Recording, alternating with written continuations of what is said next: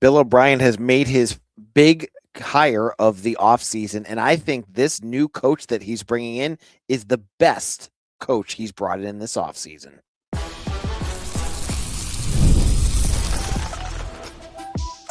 You are Locked On Boston College, your daily podcast on the Boston College Eagles. Part of the Locked On Podcast Network, your team every day.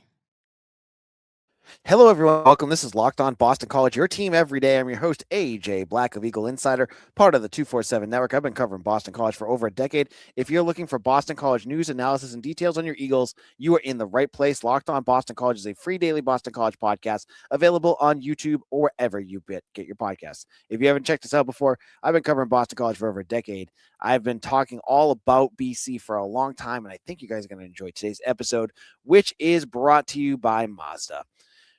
We put the same drive into every detail. Wins define the moment. Putting in that work, that defines you. Stay tuned for highlights in this week's Moving the Game Forward. There's more to a Mazda because there's more to you. All right, folks, a busy day that we need to talk about. I'm going to give you the latest on Donald Hand's injury ahead of the FSU game. We'll get into Jordan Thomas, who is leaving Boston College, something everydayers and part of our everydayer club knew about last night. And we have a new defensive backs coach coming in. So we'll start off with the good news. On Tuesday afternoon, Matt Zenitz of 247 and Eagle of 247 and CBS Sports, reported that Boston College is set to announce the hiring of Jules Montinar of Oklahoma State to be their next defensive backs coach. Now, Boston College has had to hire a new defensive backs coach after Corey Robinson left earlier this month to go to Stanford, and this, to me, Jules Montinar is from Oklahoma State. He's also worked at Florida, James Madison, Texas State, Georgia, South Florida, Temple, in East Carolina, and he's had a very strong career. I like this hire. This may be, to me, the best hire that Bill O'Brien has made this offseason. I'm a big fan of Kurt Anderson as well. But this one to me is the strongest hire that he's made, because Montinar, if you do the thing that I did with Anderson, which is take out that last year, Montinar was with Oklahoma State, which was about as big of a train wreck as UMass. Take that year out and look at his resume. It's pretty real. It's really good. You look at what he did in 2024 when he worked with ECU. He ranked that season, they ranked ninth nationally in defensive touchdowns, 11 in tackles for loss, 16th in red zone defense, number 25 in turnovers gained, and 27th in interceptions.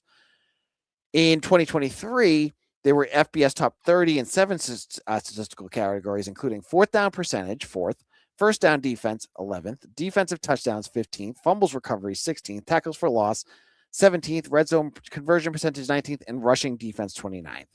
And he's worked with Siobhan Revel, who earned all AAC honors that year.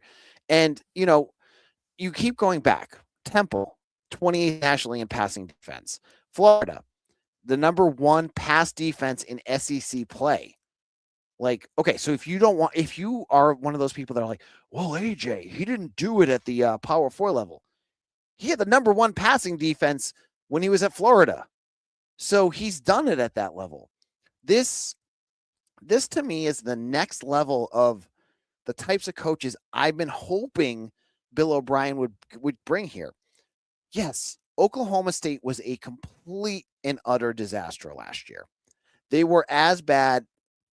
Not as bad. They were just a tier above UMass in terms of just awful football. But he just joined that team that year.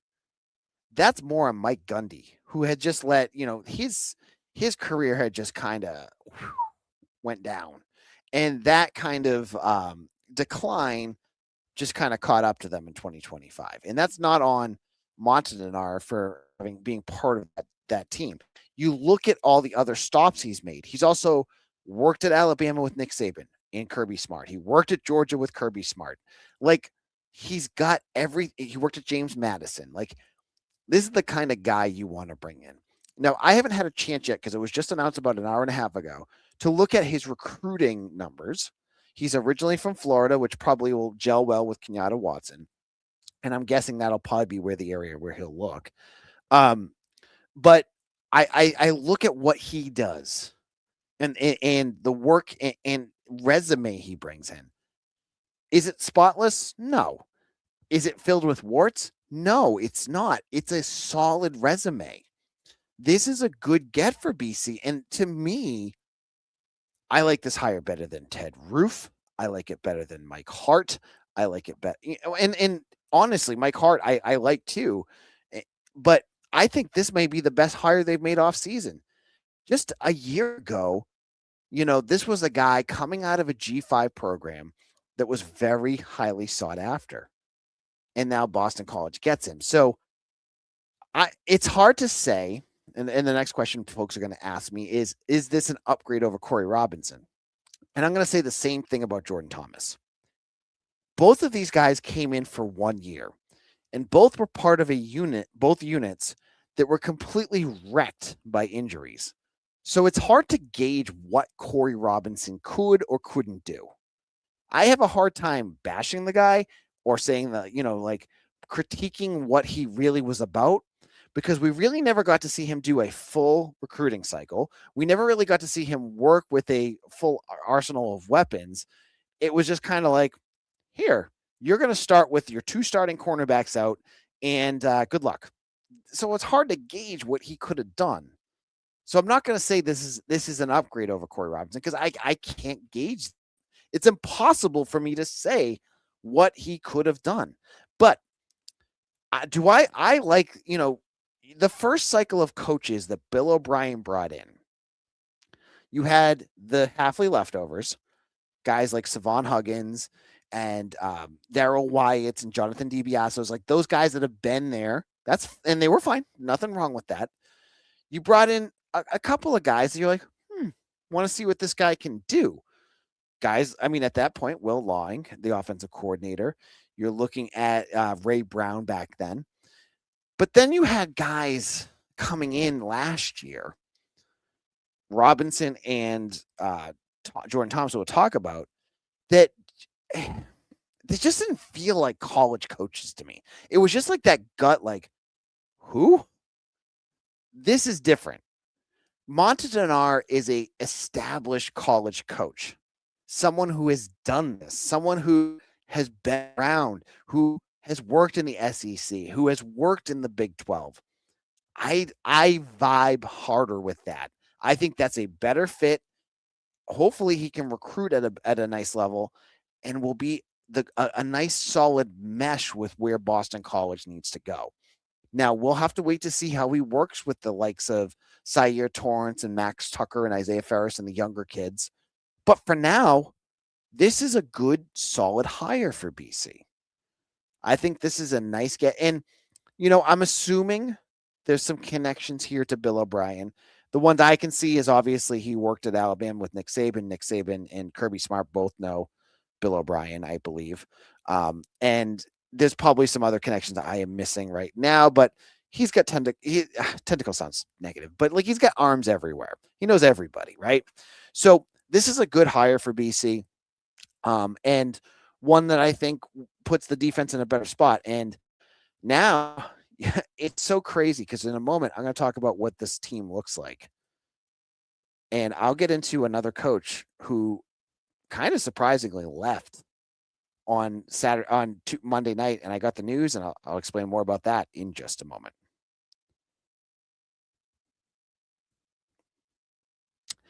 This is Mazda's moving the game forward for those who show there's more to the score than what's on the screen. Today, I want to talk about Oscar Hemming, the forward for BC, who had his first collegiate goal in a big win against Merrimack. After BC lost on Friday night at the MAC, they needed to win. They could not afford 2 losses in a row to the Warriors. The game was tight. Everything was on the line. And Hemming came through with a big goal, his first collegiate goal that saved Boston College's season. These remind us of what it takes to raise the bar. It's that extra work off the ice, dialing in every detail, giving it that extra fire, the grit, and I never quit. We put the same passion into every model. Highlights make the real. What took it what it took to get there makes it count. There's more to Mazda because there's more to you.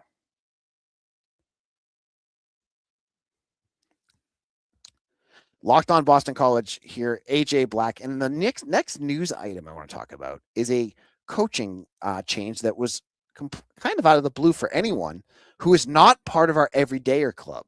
Because if you were part of our Everydayer Club here at Locked On BC, if you were part of our All Access tier, last night, I'm going to tell you something. I'm going to pull back the curtains again. I was laying in bed. I was going to get ready to ski early this morning. I got a phone call from a source of mine. It was like, "Hey, AJ, did you hear the BC's looking for a new defensive line coach?" Did a little research, found out more about it, shot it out to my Everydayer Club. So if you're part of that All Access tier, you knew about this last night. I shot it out. And not only that, I think I know who the next hire is going to be. I have a good suspicion from another good source who they're going to hire for defensive line coach. And Everydayer Clubs, you got the name already. So if you have not signed up already, sign. Like, if you're a diehard BC fan, you cannot miss out on this opportunity. Sign up in the link below. I hope to see you all there.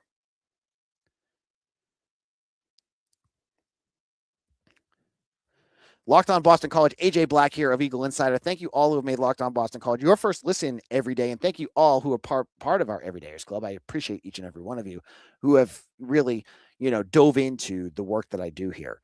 Now, on Tuesday morning, there was even more coaching mayhem news as Jordan Thomas, defensive line coach, announced that, Illinois announced that they had hired him as he's leaving Boston College. Now, as I just said, Everydayer Club people knew about this last night. I heard buzz last night from a very good source that he was leaving. Found out more information. It was very clear that he was leaving. And now Jordan Thomas is on his way out. So Jordan Thomas. Now, I've seen two things, and I want to put these out here. Let's talk about the people who are saying this is a big loss. I asked the question, just generally, what did you see out of Jordan Thomas that would make this a big loss? Just like I said with Corey Robinson, he was playing with a hobbled Quintavious Hutchins and a bunch of younger guys and FCS transfers that really needed an extra year of seasoning. He did not get a chance to really do much on the recruiting trail. It's hard to gauge what he did. That I'm not bashing Jordan Thomas at all. He might have ended up working fine, but you brought in a guy who a year ago, I would have said it on the podcast, who is this guy? Like, I've never heard of him before. He was an assistant defensive line coach for Mike Vrabel and the Cleveland Browns. Well, Vrabel was on the staff, but that's how BC found out about him, was from Vrabel, right? And now he coaches a year for BC. The defensive line does mostly nothing, and he's gone. If he had a better unit in front of him, would he have been better? Would his group played better? Probably. Would we have a higher thoughts of Jordan Thomas? Absolutely. It's hard to gauge, is he good? Is he bad? Without really getting to see him with a group that had depth and talent in front of it. And he really didn't have that last year. You were playing at the end of the season, Quintavious Hutchins at 50%, Edward Kalengi, who was fine, I guess, and a bunch of Ela Boykin, who was from Barton College, who I think most BC fans never have heard of before this year. That's hard to gauge.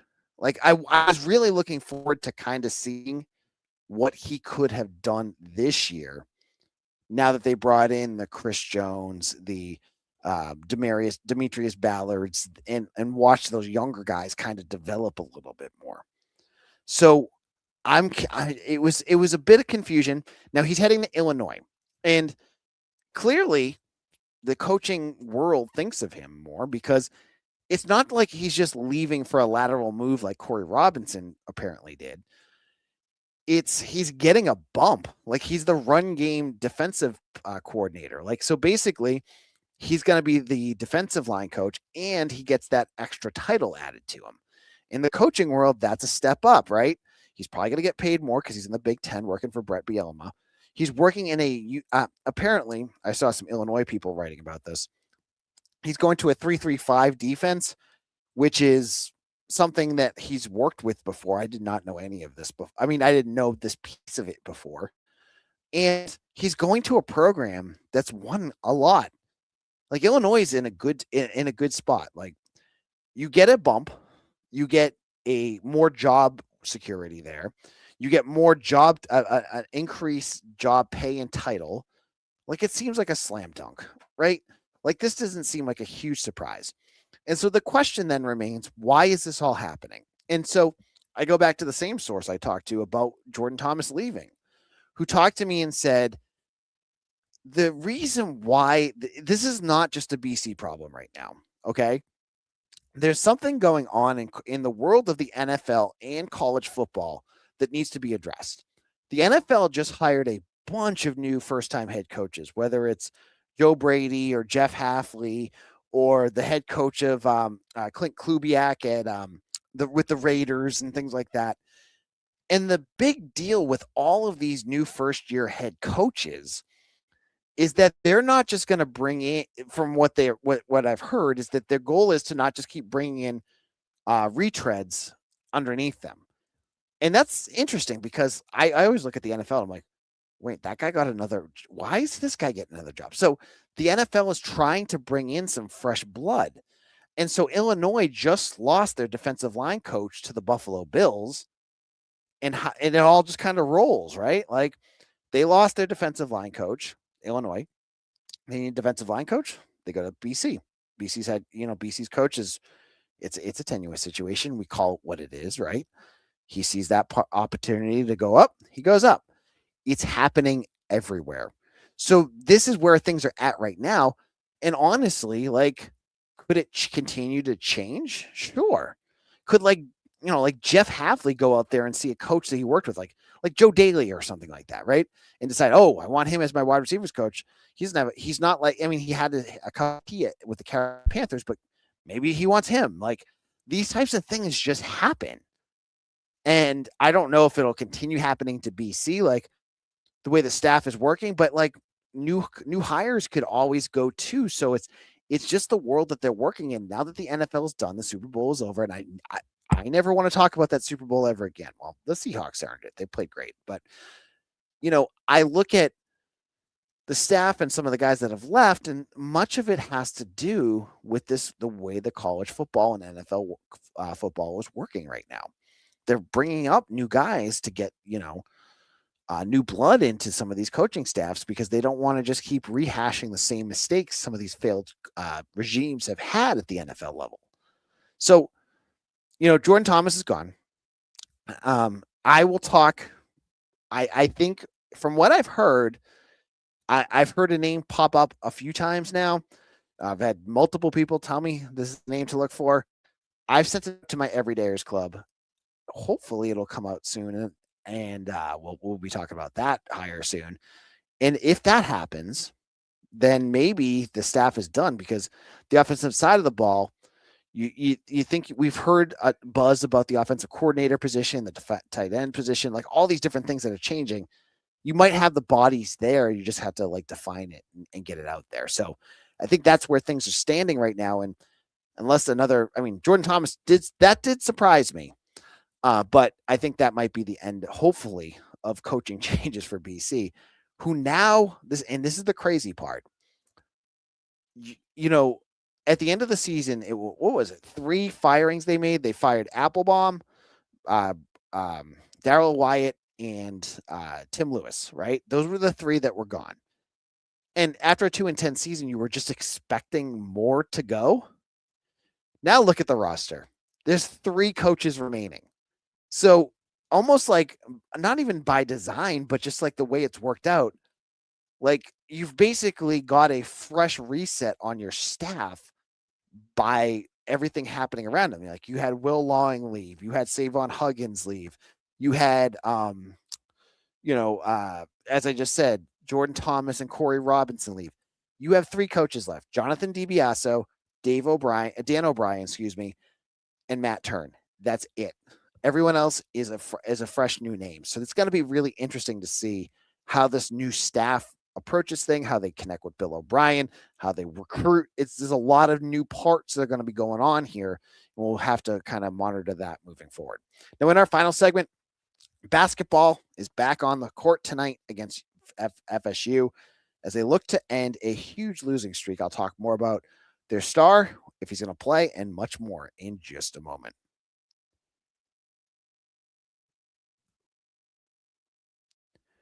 Hiring isn't just about finding someone willing to take the job. It's about finding the right person with the right background who can actually help your business move forward. And if you want candidates who match what you're looking for, Indeed sponsored jobs is the move. Because instead of hoping that the right person stumbles across your post, Indeed helps you match with quality candidates by boosting your job listing to the people who fit your specific criteria, like skills, certifications, and location. If I were hiring, I wouldn't want just someone who can write. I'd want someone with real experience who can jump right in, who knows what they're doing, who's been in this field. That's what I like about Indeed. You can go specific and target exactly what you need. And here's a stat that says it all. In the minute I've been talking to you, companies like yours made 27 hires on Indeed, according to Indeed data worldwide. So if you're hiring, spend less time searching and more time interviewing candidates who check all the boxes with the Indeed sponsored jobs. Listeners of this show will get $75 job credit to help you get the job, the premium status it deserves at Indeed.com/podcast. That's Indeed.com/podcast. Terms and conditions apply. Hiring, do it the right way with Indeed. Locked On Boston College, AJ Black here of Eagle Insider. Thank you all who have made Locked On Boston College your first listen every single day. If you're looking for a second listen, check out Locked On ACC. It's a great podcast with Kenton Gibbs and Alex Dono. They talk everything ACC. Now, let's talk a little basketball before we head out here. Now, Boston College plays FSU on the road in Tallahassee tonight, a game that BC has to, they're looking to end a tremendous losing streak here. And they're going to have to do it without their star guard, Donald Hand. Now, Donald Hand went out earlier this week with an injury on Wednesday. It looked like a leg injury. But on Tuesday during their conference call, Monday, on their conference call, Earl Grant said, it seems like it's day to day. They're not, it looks like all the serious pieces of this have been avoided. And that is great news for Donald Hand. The guy has already had one catastrophic injury. He was the one that got hurt. What was it? 3 years ago, was the second game of the season, gets hurt and he was gone. Now he's back. And the worst thing could have happened was a knee injury, right? So will he play? It looks like he's out. He's out for Tuesday's game. But it was interesting. He misses last game, and BC has their best offensive output of the season. They had 75 points or something like that. And you expected all season long that Donald Hand would be your offensive spark plug, and he hasn't really been that. He's been a complimentary offensive player, but he's worked through a lot. He's struggled and he's had his ups and downs. So hopefully he'll be able to get back on the court, and the season's over anyways. Right now, and this is where BC basketball is at. They are battling to make the ACC tournament. Last time I checked, they are in by a half game, which is that's a great work right there, right? That's definitely what BC should be playing for. But honestly, as I said with Mike Sidley on our show last week, just finishing the year with one more win would be nice. They have Notre Dame coming up, so they could potentially win that. This is a team too that could surprise me with a stupid win too, like a win against Florida State or something like that. So this will be an interesting one tonight. So that wraps up our show. Thank you all who have made Locked On Boston College your first listen every single day. I appreciate each and all of you who have joined our live stream today, and I'll see you all again tomorrow for another episode of Locked On Boston College, your team every day.